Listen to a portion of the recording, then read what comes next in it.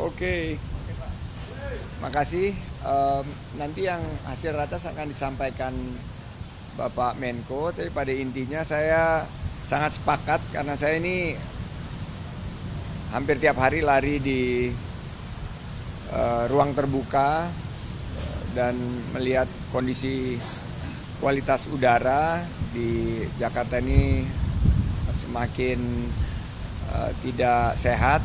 Jadi langkah tegas pemerintah untuk secara cepat melakukan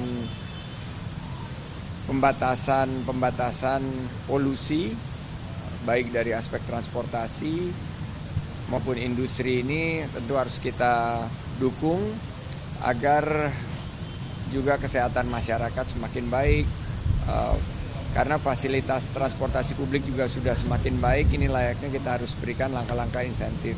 Dan tadi rapat menyetujui langkah-langkah konkret secara spesifik untuk memperbaiki kualitas udara Jakarta, karena kalau kita lihat Beijing berhasil melakukan itu, dan saya sangat yakin dengan kolaborasi pemerintah daerah, dunia usaha, kita bisa juga memperbaiki kualitas udara di Jakarta karena sangat berdampak secara jangka panjang terhadap kesehatan masyarakat kita.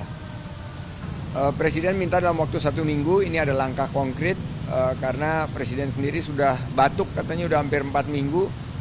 Beliau belum pernah merasakan seperti ini dan kemungkinan dokter menyampaikan ada kontribusi daripada udara yang tidak sehat dan kualitasnya buruk.